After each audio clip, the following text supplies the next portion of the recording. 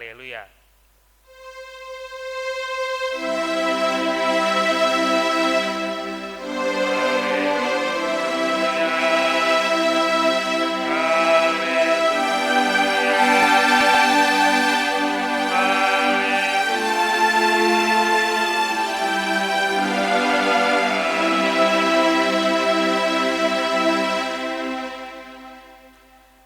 Ya, saudara-saudara, sekali lagi selamat pagi. Kita akan melihat satu ajaran, yaitu tentang baptisan kudus. Sebelumnya saya mau tanya dulu, ada di antara kita yang belum dibaptis? Yang hadir pada saat ini? Oh ya, Lala, belum dibaptis. Ada yang lain? Yang anak-anak, yang masih bayi? Zio? Udah kan? Oke, saudara-saudara, jadi rata-rata di sini semua kebanyakan sudah dibaptis, kecuali Lala ya. Nah, tapi kita juga akan melihat bukan hanya sekadar untuk diri kita sendiri, ya, tetapi untuk pemahaman kita juga. Pun juga nanti kalau kita punya keturunan, kita akan belajar mengapa kita dibaptis atau membaptiskan diri kita. Nah, saudara-saudara, tapi sebelumnya kita harus lihat dulu bahwa baptisan itu masuk di dalam yang namanya sakramen. Ya, sakramen itu dari kata Latin sacer, sacer, ya, yang artinya itu kudus atau suci. Sebetulnya sakramen itu digunakan sebagai sumpah setia prajurit Romawi kepada kaisarnya. Jadi zaman dahulu kaisar atau prajurit Romawi itu ketika bersumpah kepada kaisar, dia mengucapkan sakramen, ya, masuki bagian yang namanya sakramen sebagai sumpah setia. Kalau secara harfiah, kata sakramentum ini ya, perkara atau perbuatan rahasia, kudus atau kegiatan suci yang berhubungan dengan yang ilahi. Karena pada zaman dahulu, kaisar atau kaisar Romawi secara khusus itu dianggap dewa gitu ya, dianggap sebagai orang yang ilahi, orang yang hebat sekali gitu. Makanya mereka bersumpah setia kepada kaisar. Nah, lalu saudara diadopsi oleh gereja dan digunakan sebagai tanda pengukuhan atau pengikraran janji setia antara umat Allah dengan Tuhan. Dr. Harun Hadiwiono mengucapkan bahwa sakramen itu adalah perkara yang kudus, privat ya, terkait dengan Allah dan pelayanannya. Nah, lalu ada yang namanya tanda dan meterai. Ya, saudara-saudara, tanda-tanda itu ada dalam kehidupan sehari-hari yang ada dalam Alkitab, mau membicarakan perkara-perkara yang lebih dalam dari sekadar yang kita lihat dengan mata. Jadi tanda itu terkait dengan apa yang mau ditandai. Contoh, ini kalau kita lihat sekilas hanya tulisan P dicoret, ya. Tapi tahu artinya apa ini? Dilarang parkir. Begitupun ini tanda hanya strip, tapi dia maksudnya ya dilarang masuk atau forbidden ya. Kalau ini jelas ya, rokok dicoret sudah pasti dilarang merokok. Kemudian ada juga tanda di gereja, misalkan penyalaan lilin ketika ibadah dimulai itu mengingatkan bahwa kita harus menjadi terang dunia, meneladani Tuhan Yesus, atau tanda bahwa Allah itu hadir di dalam ibadah ini. Kemudian Alkitab yang terbuka, itu tanda yang mengingatkan kita untuk terus membuka Alkitab dan terus membacanya. Kemudian prosesi ketika penyerahan Alkitab di awal, itu tanda bahwa pengkhotbah atau contohnya saya tadi diberikan tanggung jawab oleh majelis jemaat untuk memberitakan firman di tengah jemaat. Dan yang terakhir ada salib.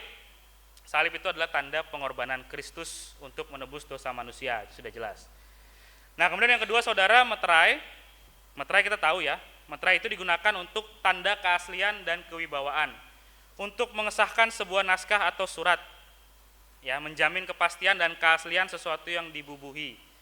Misalkan surat, naskah atau amplop, ya biasanya ada kan kata-kata ditandatangani di atas meterai, ya, sebagai bentuk bahwa ini asli dan bisa dipertanggungjawabkan kalau meterai itu di pemerintahan.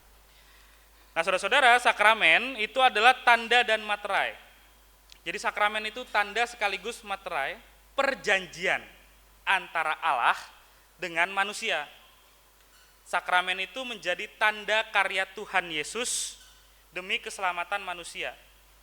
Sakramen sebagai meterai berarti meneguhkan dan menjamin karya keselamatan yang Tuhan Yesus lakukan juga dialami oleh manusia. Nah, sederhananya begini, sakramen itu hendak menunjukkan perkara yang dalam dan sulit diutarakan dengan kata-kata. Jadi sakramen itu mau mempertunjukkan sesuatu yang tidak kelihatan. Ya, sakramen itu peragaan sehingga yang tidak kelihatan itu menjadi kelihatan. Melalui sakramen ini diharapkan pengorbanan Tuhan Yesus di kayu salib dan karya keselamatan yang dibawa itu bisa jadi kita mengerti dan pahami. Nah, saudara, di dalam gereja mula-mula atau kita sekarang mengenalnya dengan gereja Katolik, ada 7 sakramen yang masih dipelihara sampai saat ini. Ya, ada permandian, penguatan, ekaristi, pengakuan dosa, perminyakan, imamat, dan perkawinan. Ya, ini tidak akan saya bahas, hanya sekadar informasi saja. Nah, di dalam gereja Protestan ada 2 sakramen. Yang pertama sakramen baptisan dan sakramen perjamuan kudus yang akan kita rayakan di akhir bulan nanti. Nah, kenapa demikian? Karena para reformator dulu, Martin Luther, John Calvin, dan kawan-kawan itu melihat bahwa hanya 2 ini saja yang secara historis diperintahkan dan dilakukan oleh Yesus sebagai tanda keselamatan, juga janji-janji Allah dan pertobatan. Diperintahkan sendiri oleh Tuhan Yesus ada di Matius 28 ayat 19 sampai 20. Ya, buat yang bawa Alkitab, boleh kita buka sama-sama Matius pasal 28 ayat 19 sampai 20. Ini akan menjadi dasar dari pengajaran kita hari ini.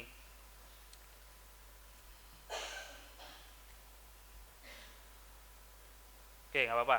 Matius pasal 28 ayat 19 sampai 20 saya bacakan. Karena itu pergilah, jadikanlah semua bangsa muridku dan baptislah mereka dalam nama Bapa dan Anak dan Roh Kudus. Dan ajarlah mereka melakukan segala sesuatu yang telah kuperintahkan kepadamu. Ketahuilah aku menyertai kamu senantiasa sampai akhir zaman. Nah, saudara-saudara, di ayat ini kita bisa lihat ada kata pergilah. Ya, pergi itu kan mungkin kalau di bahasa Indonesia kan agak kasar ya, pergilah gitu ya, diusir gitu. Tapi enggak, maksudnya kita diminta untuk bisa bergerak dan tidak diam. Kita tidak boleh di sini saja. Kemudian jadikanlah muridku. Kalau di bahasa aslinya itu matetewen dari bahasa Yunani, maksudnya itu mengikut dan melakukan apa yang diajarkan dan diteladankan sang guru. Saudara, matetewen ini paling mendekati kalau yang kita kenal itu anak-anak kedokteran yang sedang koas. Kalau anak-anak kedokteran atau calon-calon dokter ini ketika koas di rumah sakit itu dia akan ngintili terus dokter seniornya gitu ya, akan ngikutin kemana ya, dokternya lagi operasi dikelilingin, dokternya lagi visit dikelilingin, dengan harapan untuk bisa melakukan yang sama seperti yang dilakukan si dokter senior itu. Nah, itulah yang diharapkan dari matetewen, ya, mengikut dan melakukan apa yang diajarkan, bukan hanya menjadi murid. Karena kesannya saya nggak tahu ya, kalau di Indonesia tuh menjadi murid apalagi di sekolah itu kan ya hanya 3D ya, duduk dengar diam gitu ya. Kalau matetewen itu ada pergerakannya, ada keinginannya untuk mengikuti apa yang diajarkan dan diteladankan sang guru. Nah, kemudian ada kata baptislah. Jadi setelah mendengar kabar baik, ya ini kan di pasal terakhir ya, jadi setelah Yesus berkarya, bahkan setelah Yesus mati gitu ya, ini Yesus meminta orang-orang untuk membaptiskan, atau para murid setidaknya pada saat itu untuk membaptiskan orang banyak. Ya, jadi setelah mendengar kabar baik dan ikut Tuhan, ikut terlibat dalam keluarga Allah, keluarga kerajaan Allah. Dan tidak berhenti di situ, setelah dibaptis, ajarlah katanya.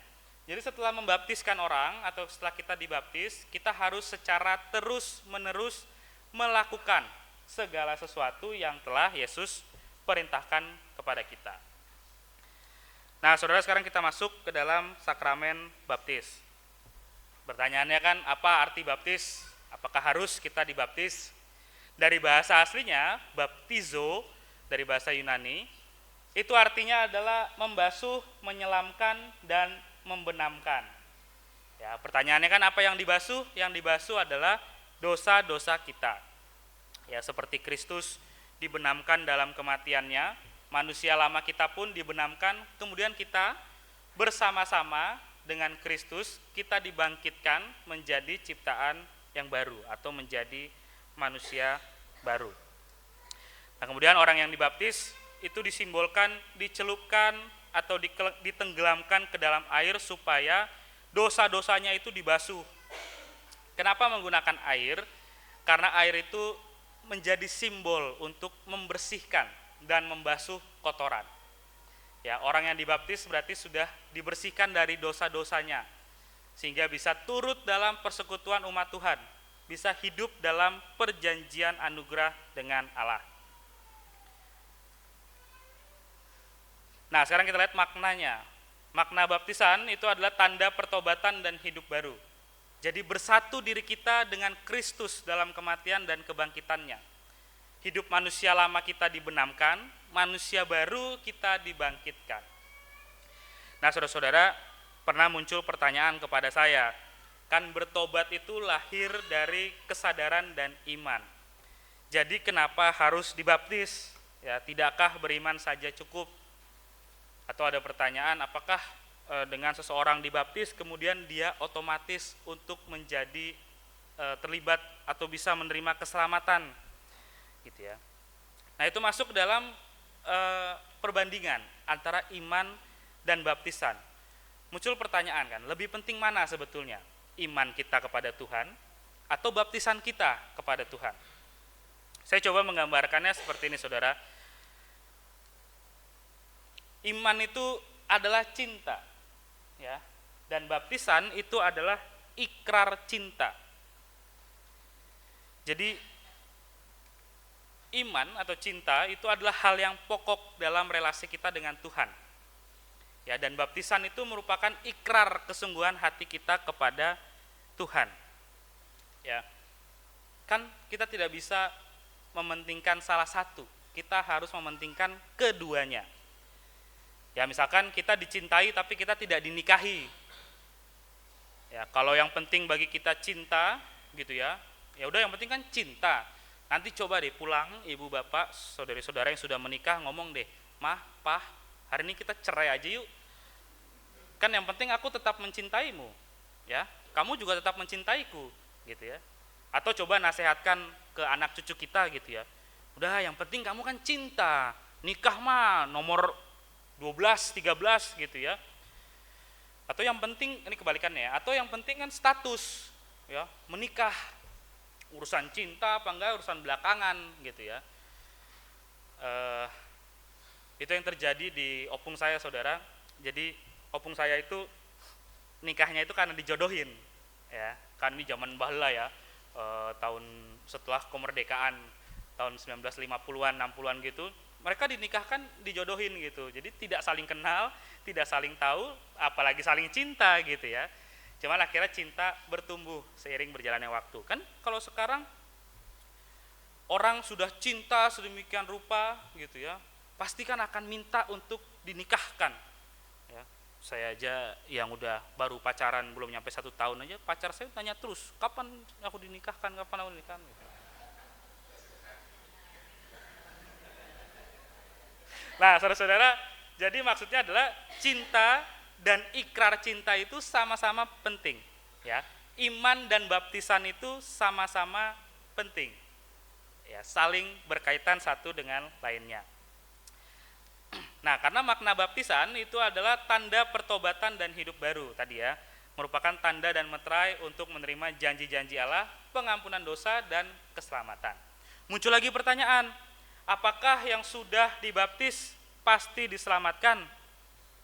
Gitu ya. Kalau di Efesus 2 ayat 8 mengatakan bahwa sakramen itu tidak punya daya menyelamatkan. Yang menyelamatkan itu adalah Allah dalam karunia-Nya. Kita meresponsnya dengan iman.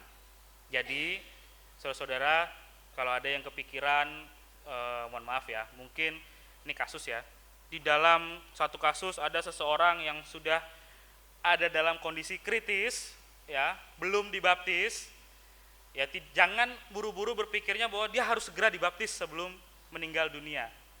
Ya, karena tidak demikian. Bukan baptisan yang menyelamatkan, tetapi karunia Allah yang hadir dalam diri kita yang menyelamatkan. Tadi itu ya, baptisan itu tanda dan meterai dari Allah. Nah, kemudian masuk lagi ke dalam pertanyaan, kalau baptisan itu adalah pertobatan dan meterai janji Allah dan manusia, kalau memang harus dibaptis, apakah harus dilakukan di tengah-tengah jemaat? Karena kadang-kadang, maaf ya, mungkin saya nggak tahu di sini apakah ada yang melakukan, tetapi ketika kita punya rezeki dan berkat, kemudian tur ke Holy Land, sampailah kita akan sampai ke Sungai Yordan, tempat di mana Yesus dibaptis yang ada di Injil kita tadi kita baca. Di situ mereka akan menawarkan, mau nggak dibaptis di Sungai Yordan yang sama dengan Yesus dibaptiskan. Ya. Nah, saudara-saudara, itu nanti akan kita lihat agak di belakang jawaban lengkapnya. Tapi baptisan itu harus dilakukan di tengah-tengah jemaat, tidak bisa dilakukan secara pribadi-pribadi, tidak bisa dilakukan di sembarang tempat. Karena baptisan itu berarti menjadi satu dengan tubuh Kristus. Kalau saudara baptis dewasa nanti, misalkan Lala baptis dewasa atau yang pengakuan percaya, setelah dibaptis itu akan ada diskusi, akan ada litani antara yang dibaptis dengan saudara-saudara jemaat. Ya, kami akan menerima mereka dalam kehidupan anggota persekutuan di jemaat Tuhan di sini dan seterusnya itu ya. Jadi baptisan itu harus dilakukan di tengah-tengah jemaat untuk yang kasus-kasus umum, ya, karena itu menjadi tanda bahwa bersatu dengan tubuh Kristus.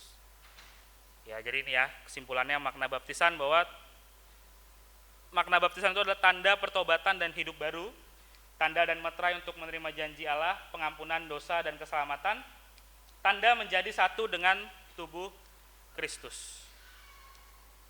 Nah, ini yang kadang suka muncul nih, baptisan GKI katanya tidak ada Roh Kudusnya. Ya, baptisan GKI dilakukan dalam nama Bapa dan Anak dan Roh Kudus, berarti mempersatukan umat dalam lingkupan kasih Allah, Bapa, Putra, dan Roh Kudus.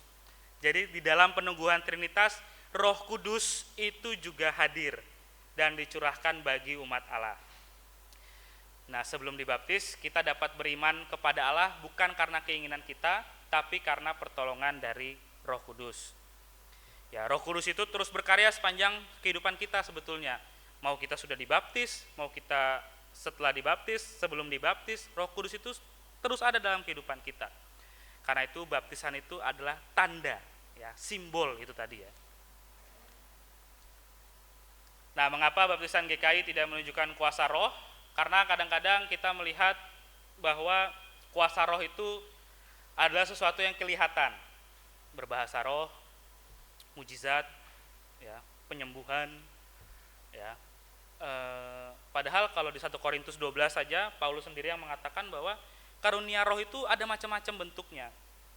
Iman itu adalah bagian dari karunia roh. Ya. Jadi dalam sakramen baptis bukan berarti kita jadi bisa berbahasa roh, tetapi baptisan itu selayaknya dapat mendorong kita untuk kelak dapat menunjukkan buah-buah roh. Ya, buah-buah roh itu ada di Galatia 5 ayat 22 sampai 23.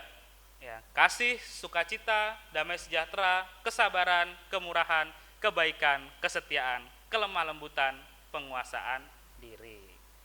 Nah, oke saudara-saudara, itu tentang baptisan anak gitu ya. Sekarang kita akan lihat tentang baptisan anak.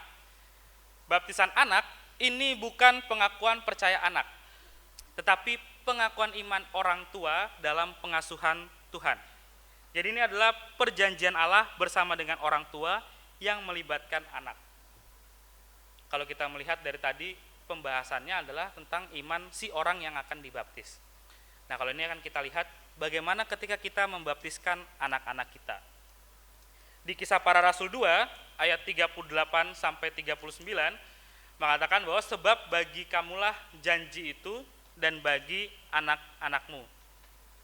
Tapi memang dalam Alkitab tidak ada secara eksplisit yang menuliskan tentang baptisan anak. Tetapi dituliskan di Alkitab tentang orang-orang yang dibaptis dengan seisi rumahnya. Ada di Kisah Para Rasul 16 ayat 15, ayat 31 sampai 33 dan pasal 18 ayat 8. Nah, ini yang menarik. Cara baptisan kita, kenapa dipercik? Karena akan muncul pertanyaan, cara baptisan mana yang paling alkitabiah? Ya. Di bacaan kita tadi, Matius 3 ayat 16, apakah saudara ada menemukan bagaimana cara Yesus dibaptis?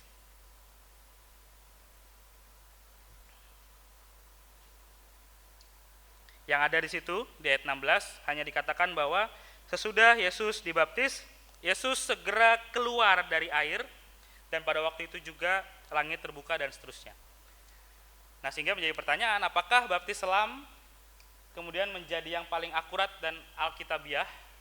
Ya. Nah, kalau kita lihat baptisan percik di dalam Alkitab, di dalam Perjanjian Lama, ini mau menggambarkan tradisi dimulai dalam pemercikan darah kurban sebagai tanda penghapusan dosa. Ya, atau di dalam Perjanjian Baru yang kita baca tadi, Yesus dibaptis keluar dari air. Kata Yunani yang dipakai adalah apo, berarti dari, lawan kata dari menuju, bukan ek. Ek itu dari dalam, lawan kata dari ein, ke dalam. Jadi Yesus ini, atau penggambaran apo ini ya, apo ini kita ada di gereja ya saudara. Kalau kita apo, itu berarti kita sudah di depan. Jadi dari gereja ini kita mau kemana, gitu ya. Tapi kalau ek, itu kita dari dalam. Ini dari dalam nih. Kita dari dalam gereja, kita mau kemana, gitu ya. Jadi saudara-saudara, tidak ada indikasi bahwa Yesus itu diselamkan ke dalam atau ein, air, untuk kemudian keluar dari dalam ek atau air. Ya. Nah, GKI memilih melakukan baptisan dengan cara dipercik dan dilayankan dalam nama Bapa dan Anak dan Roh Kudus. Dalam nama Bapa artinya orang tersebut diangkat menjadi milik Allah dan menjadi anaknya. Dalam nama Anak artinya orang tersebut mengalami karya penebusan Tuhan lewat kematian di kayu salib, kebangkitannya dari antara orang mati.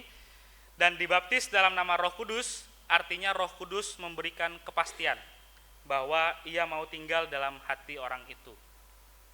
Nah, ini saudara bisa lihat bukti penafsiran dari orang-orang di abad pertama bahwa Yesus itu tidak dibaptis dari dalam air, tetapi dipercik. Ini lukisan dari abad pertama. Nah, kemudian kalau kita lanjut, cara baptisan kita, kenapa dipercik? Karena baptisan itu merupakan tanda dan keselamatan. Jadi saudara-saudara, bukan caranya diselam atau dipercik yang menyelamatkan kita, tetapi oleh iman yang dianugerahkan Allah. Sehingga cara baptis itu tidak perlu diperdebatkan. WCC atau Dewan Gereja-Gereja Dunia mengatakan bahwa baptism is an unrepeatable act. Any practice which might be interpreted as rebaptism must be avoided. Atau baptisan itu adalah sesuatu yang tidak boleh diulang. Ya. Segala bentuk yang mungkin termasuk di dalam pembaptisan ulang itu harus avoided, harus dihindari sebisa mungkin. PGI pun di dalam piagam saling mengakui dan saling menerima mengatakan, oleh karena itu di dalam menerima perpindahan keanggotaan gereja dari warga gereja di lingkungan PGI, kami tidak melakukan pembaptisan ulang, melainkan hanya mengumumkannya di dalam kebaktian jemaat. Ya saudara, kemarin di bulan bulan Mei ya, Bapak Ibu Wewen, Bapak dibaptis, Ibu diterima keanggotaannya. Karena Ibu Yen Maria itu sudah dibaptis di gereja sebelumnya.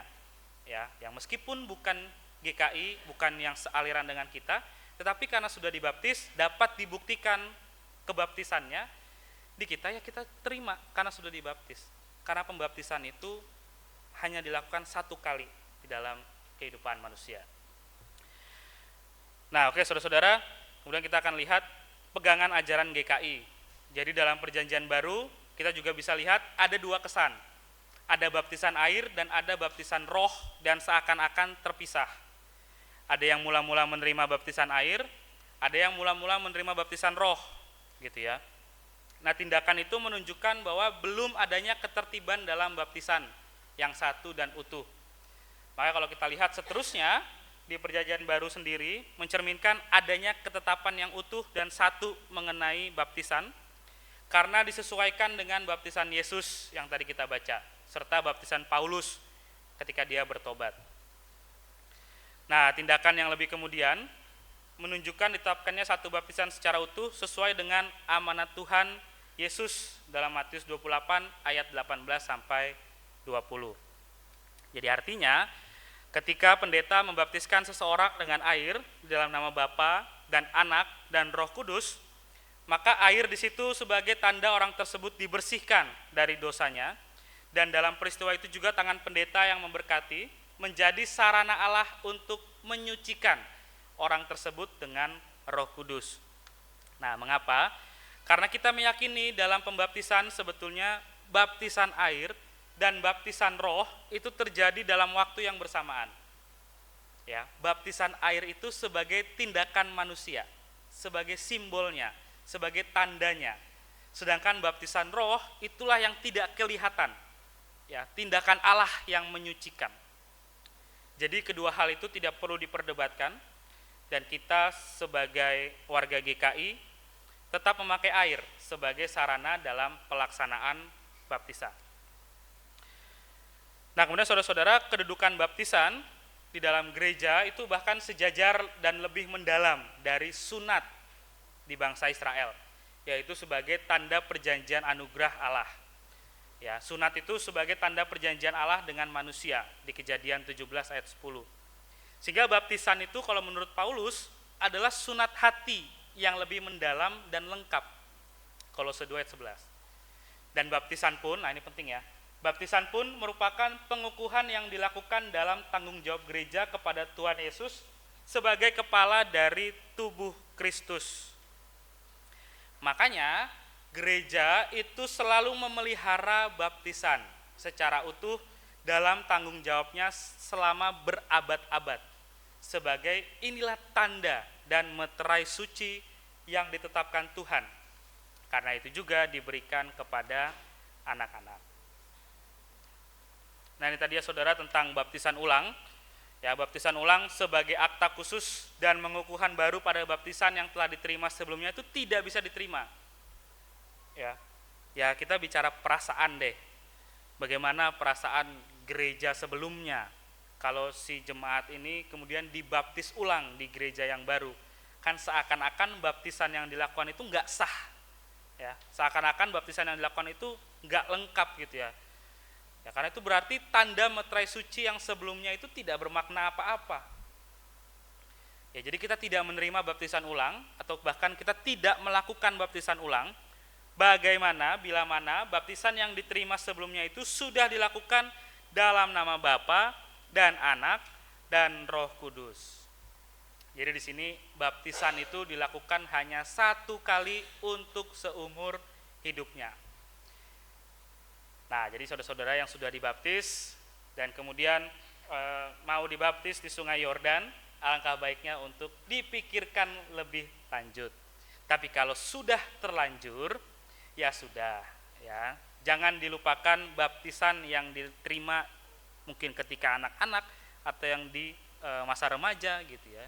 Baptisan yang terjadi di sana itu hanya ketika rekreasi atau wisata saja. Nah, saudara, kemudian baptisan selam tadi ya, baptisan selam itu kalau digunakan sebagai tambahan pada baptisan percik pun juga tidak bisa diterima. Kadang-kadang ada juga yang mempermasalahkan bahwa sudah dibaptis percik itu belum lengkap, gitu ya.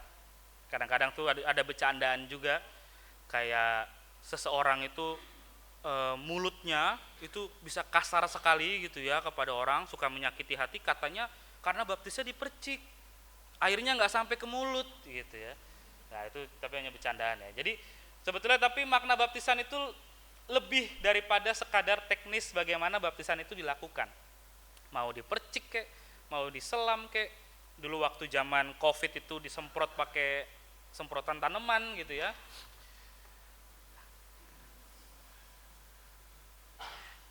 Iya loh, kan physical distancing. Nah, dalam hal ini GKI berada dalam tradisi yang memakai baptisan air dengan percik.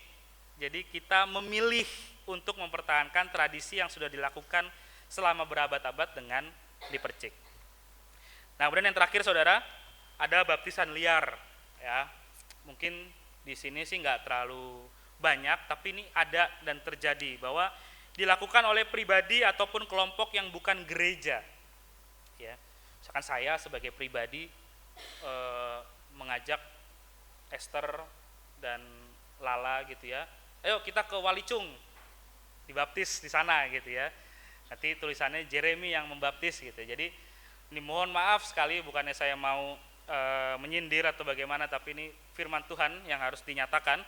Dari GKI itu maksudnya kami sering melihat ada praktek-praktek orang perorangan yang seperti ini dalam rangka untuk memenuhi tugas dan tanggung jawabnya untuk lulus kuliah teologi atau justru menjadi sebagai syarat mendirikan sebuah gereja. Ya. Jadi ada saudara gereja, sinodenya memberikan syarat bahwa Anda harus membaptiskan 15 orang baru Anda bisa jadi gereja gitu ya. Nah, ini kan kebalik ya. Harusnya kan ada yang nggak suka.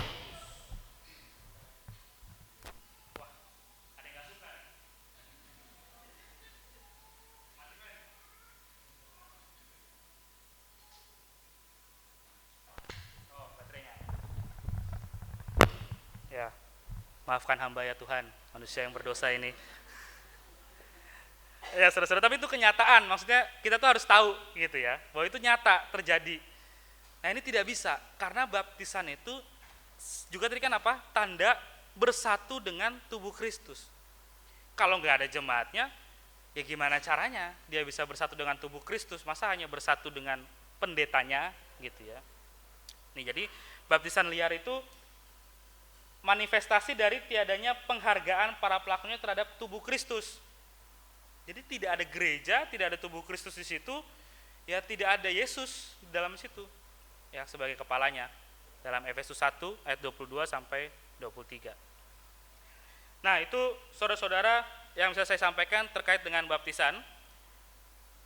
Ini kita akan lihat contoh-contoh pertanyaan mungkin muncul dalam benak kita. Yang pertama, misalkan ada seorang jemaat belum selesai mengikuti katekisasi, belum selesai mengikuti kelas katekisasi. Ya, anggaplah Tama ya. Tama belum selesai mengikuti kelas katekisasi, kemudian ia ingin melakukan tur rohani ke luar negeri dan mengikuti baptis di tempat Yesus dibaptis. Kemudian ia pulang kembali ke Indonesia dan memberikan sertifikat baptis dari sana. Apakah baptisan ini dapat dianggap sah atau haruskah dilakukan baptis ulang? Ya, anggaplah Tama ini belum baptis kecil ya, belum baptis anak. Jadi ini baptis pertamanya di Sungai Yordan. Nah, apakah baptisan ini dapat dianggap sah? Ada yang berani jawab? Sah? Ya Pak? Oke, jadi baptisannya ini sah ya, tapi tetap harus dilihat sih. Saya yakin sih pasti di sana adalah gereja juga, jadi yang melayani pendeta, bukan baptisan liar tadi ya, dan ada jemaat yang hadir di sana. Jadi baptisannya ini tetap sah, sehingga ketika pulang ke sini ya tidak perlu dibaptis ulang lagi. Ya cuman tetap akan diajak bercakap-cakap oleh majelis jemaat terkait dengan hal ini. Kok bisa tiba-tiba langsung dibaptis di sana gitu ya, nggak ngomong-ngomong. Nah, kemudian yang kedua saudara yang menarik, ini kisah nyata ya. Seorang jemaat laki-laki berselingkuh, ini nggak usah sebut nama berarti ya. Seorang jemaat laki-laki berselingkuh dengan adik iparnya hingga hamil di luar nikah. Ya, Yusuf dan Rani, ya. Masih ingat ya, ipar adalah maut. Ya. Nah, kasus tersebut mereka rahasiakan hingga anak itu dilahirkan, dan suatu ketika orang tuanya menghadap majelis jemaat untuk membaptiskan anak tersebut. Jadi sudah diwartakan, baru ketahuan bahwa anaknya ini adalah hasil dari perselingkuhan dan hamil di luar nikah. Bagaimana sikap majelis jemaat? Apakah baptisan anak harus dibatalkan? Gimana? Anaknya boleh dibaptis apa enggak, Ibu Bapak? Ya, anaknya boleh dibaptiskan, tapi orang tuanya harus masuk ke dalam penggembalaan khusus sampai yang bersangkutan mengaku bersalah dan bertobat, baru anaknya bisa ikut jadwal pembaptisan ketika orang tuanya sudah selesai penggembalaan khusus. Karena ketika seseorang masuk ke dalam penggembalaan khusus, di situ ada klausul yang tidak yang belum memperbolehkan mereka untuk membaptiskan anaknya. Ya, ini ada di tata gereja. Jadi misalkan saya masuk ke dalam penggembalaan khusus, saya punya anak, saya tidak boleh membaptiskan anak saya, ya, karena saya ada dalam penggembalaan khusus, gitu ya. Ketika sudah selesai, baru anak saya boleh dibaptiskan. Karena tadi baptisan anak itu adalah iman dari orang tuanya yang menyerahkan anaknya kepada menjadi masuk dalam keluarga kerajaan Allah itu. Oke, saudara-saudara, itu yang bisa saya sampaikan. Mari jika ada yang punya pertanyaan, Ibu Bapak, saya persilahkan. Khusus terkait dengan baptisan.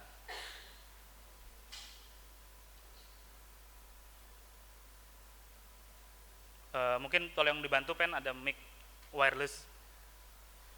Kalau ada yang mau bertanya silakan.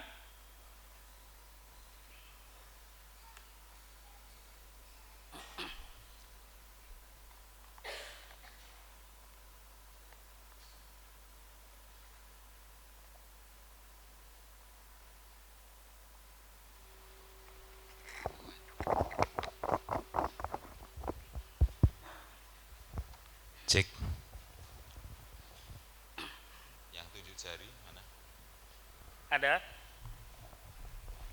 kalau kayak gini tuh saya tuh was-was ya. Hanya ada dua hal kan, antara ngerti banget atau nggak ngerti banget gitu ya.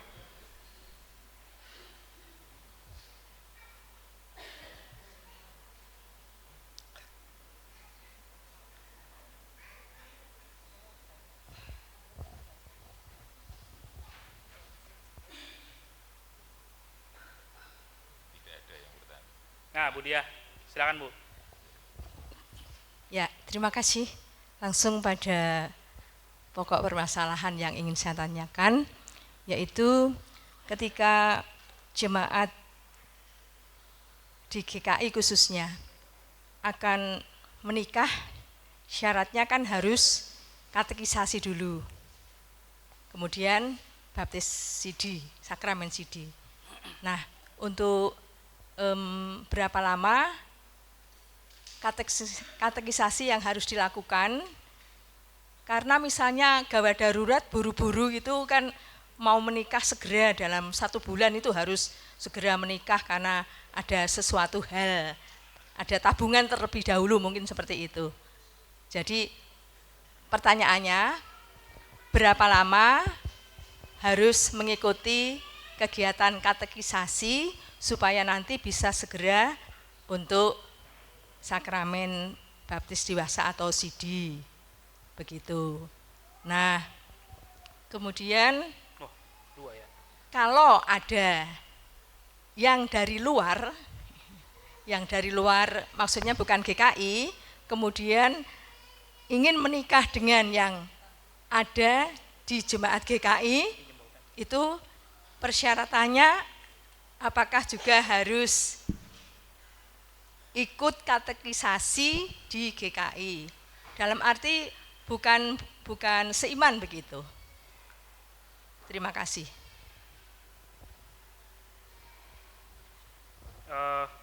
Bukan seimannya sama-sama Kristen atau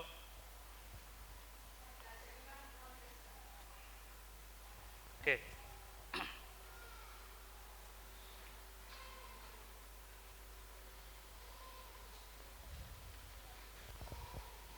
Di sini aja.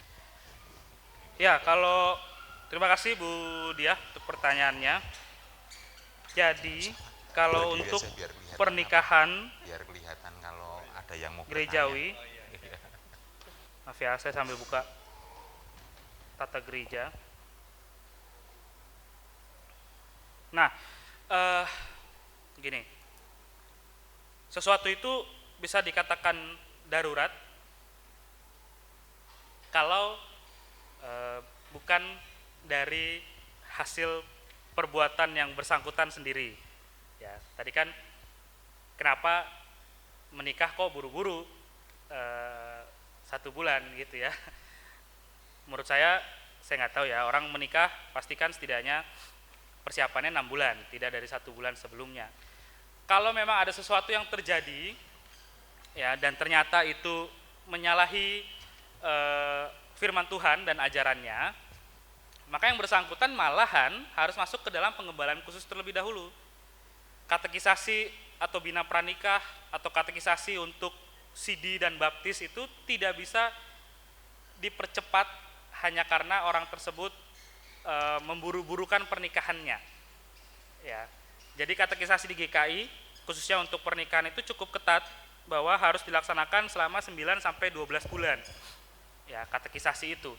Tidak bisa GKI tidak bisa melakukan pernikahan darurat. Tidak ada klausulnya.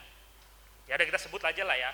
Anggap aja yang bersangkutan ini hamil di luar nikah, ya sudah, itu resiko yang harus diambil. Gitu ya. Karena pastikan orang menikah buru-buru dalam rangka untuk menutupi kehamilannya gitu ya. Tapi ya sudah, itu resiko yang harus diambil, itu sudah terjadi, ya udah dijalani. Ya, selama 9 bulan dia harus mengikuti katekisasi dan kemudian nanti ketika menikah anaknya sudah lahir ya sudah. Mau gimana? Kan udah kejadian gitu ya. Yang penting si orang ini itu masuk ke dalam penggembalaan khusus, keduanya ya, ayah dan ibunya masuk ke dalam penggembalaan khusus dan juga harus bertobat, harus tidak pokoknya harus ada perubahan dalam hidupnya sehingga bisa keluar dari penggembalaan khusus. Nah, lain cerita kalau untuk kasus kemendesakan terkait dengan penugasan-penugasan yang tidak bisa dihindarkan sehingga prosedur yang normal tidak dapat dilaksanakan. Ini di pasal 34 Tata Gereja GKI. Tapi itu maksudnya, contohnya siapa ya, kita ambil contoh ya, Pendri ya. Pendri mau menikah ya setahun lagi gitu ya. Tiba-tiba Pendri ini disuruh wajib militer, kemudian mau dikirim ke Afghanistan. Nah, yang tidak ada gereja misalkan di sana gitu ya. Nah, itu bisa saudara. Kalau penugasannya 10 tahun gitu ya, itu bisa dilaksanakan pernikahan di luar dari prosedur yang normal. Penugasan-penugasan yang tidak bisa dihindarkan. Ya. Jadi klausulnya itu karena penugasan yang tidak bisa dihindarkan, bukan karena kasus-kasus pastoral seperti ini, gitu ya. Nah kemudian syaratnya kalau mau menikah dengan agama lain, jadi saudara-saudara yang terpikir mau menikah, ini anak-anak remaja juga ya, yang punya pacar bukan orang Kristen, memang kalau di tata gereja itu dimungkinkan untuk diadakan pernikahan ekumenis dengan gereja Katolik atau pernikahan dengan bukan orang Protestan atau bukan anggota baptisan dengan syarat yang sangat sulit. Ya, kalau di gereja sih nggak sulit-sulit banget, yang penting ikut percakapan gerejawi, kemudian pastoral, kemudian harus mengikuti katekisasi bina pranikah dan mengisi formulir bahwa saya akan kalau dikaruniai anak dan anak-anak akan membaptis mereka, akan mendidik mereka secara Kristiani. Kemudian saya atau suami atau istri saya tidak akan menghalang-halangi saya ke gereja. Itu harus ditulis, harus diisi dan ditandatangani di atas meterai. Ya. Nah, ini saya sampaikan saja, yang sulit itu di pemerintahan. Ya. Pemerintah kita, setahu saya, itu hanya di Pengadilan Negeri Jakarta Selatan. Sekarang pun kayaknya juga udah enggak lagi yang bisa menikahkan beda agama. Ya, karena kita aja catatan sipil. Ya, saudara-saudara yang muslim itu kan di KUA. Tempatnya aja udah beda. Jadi tidak bisa disahkan. Tapi biasanya orang kalau udah kebelet nikah tuh pinter. Ya. KTP-nya diganti dulu, meskipun agamanya nggak berubah. Ya monggo, yang penting laporan ke gereja, nanti kan gereja akan menindaklanjuti apa yang akan dilakukan ke depannya. Cuman kita sih gereja tuh pasti tidak akan merekomendasikan untuk berbohong gitu ya. Ya alangkah baik dicoba kalau memang mau dan betul-betul niat dilakukan dan dikerjakan sampai nanti akan sendirinya akan ketemu ujungnya gitu ya. Akan ketemu mentoknya. Dan kalau berhasil ya sudah, berarti ini adalah bagian dari anugerah Allah dalam kisah cinta dua sejoli ini gitu ya. Oke, itu Bu Diah yang bisa saya sampaikan. Terima kasih, semoga menjawab. Mari saudara, ada lagi?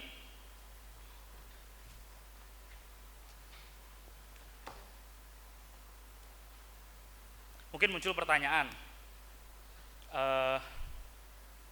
sampai umur berapa anak itu bisa dibaptis anak? Nah, gitu ya. Tapi sebelum saya menjawab pertanyaan itu, alangkah baiknya kita masukkan dalam prinsip di dalam hati kita masing-masing bahwa anak itu harus segera mungkin dibaptiskan, turut serta dalam keluarga kerajaan Allah. Nah, kalau sudah kadung itu apa ya? Sudah terlanjur ada di usia 13, 14, ya kalau memang tidak ada kemendesakan ya atau tidak ada kedaruratan, ya sudah nggak apa-apa, tunggu aja sampai masuk ke dalam usia dia bisa baptis dewasa di usia minimal 15 tahun ketika dilakukan ya. Atau kalau semisal sudah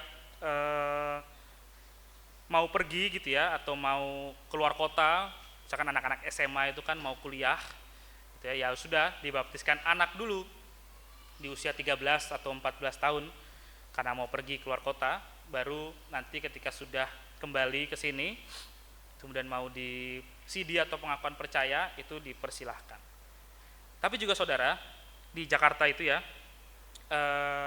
sekolah penabur, BPK penabur, jadi anak-anak penabur itu mereka melakukan katekisasinya di sekolah.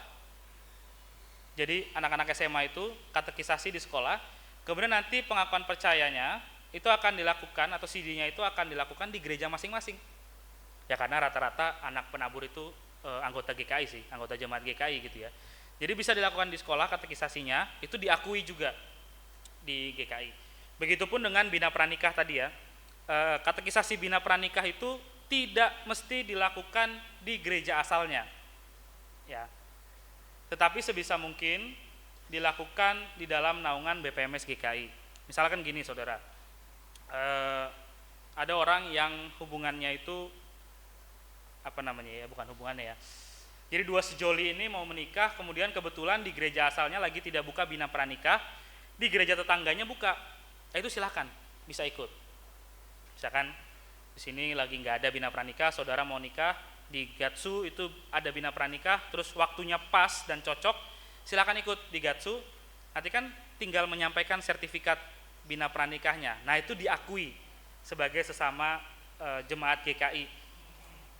Baik di Gatsu, baik di Bumi Ayu, katekisasi bina pranikah itu kurikulumnya sama sehingga bisa dipakai untuk pernikahan di tempat ini gitu. Saudara, ada lagi terkait dengan baptisan?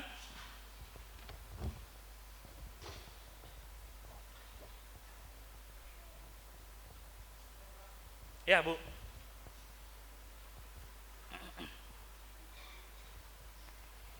Apakah boleh kalau ada anak kan, itu kan orang tuanya membawanya ke gereja, tapi seandainya orang tuanya sudah meninggal, apakah walinya bisa membawa dia membaptiskan anak gitu Bang? Terima kasih. Seandainya orang tuanya sudah meninggal, Dua-duanya?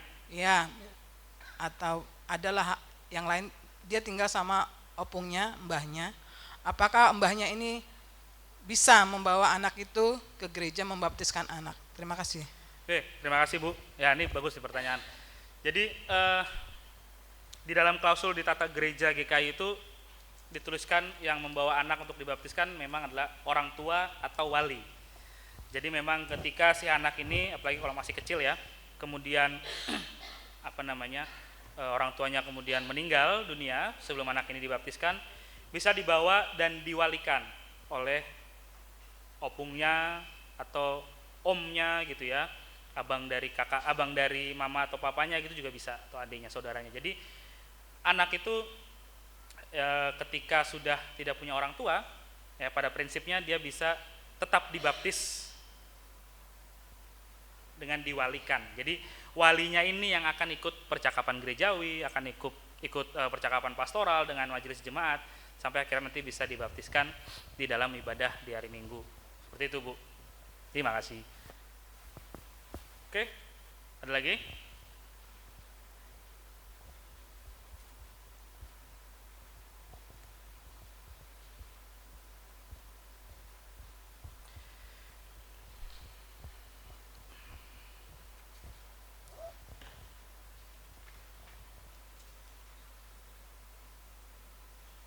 Oke, baik saudara, kalau tidak ada nggak apa-apa, tidak usah diada-adain gitu ya.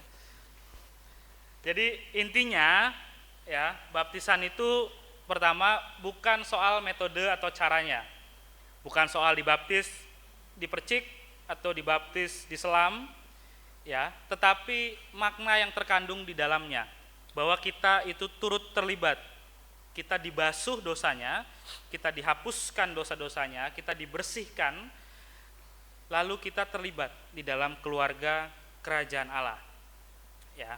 Dan yang kedua, bahwa baptisan itu adalah tugas dan tanggung jawab gereja, ya, sehingga setiap orang yang percaya, yang hidup dalam kehidupan bergereja, itu harus bersegera membaptiskan dirinya, juga membaptiskan anggota-anggota keluarganya, sebagai bentuk kita menanggapi anugerah Allah yang hadir dalam kehidupan kita.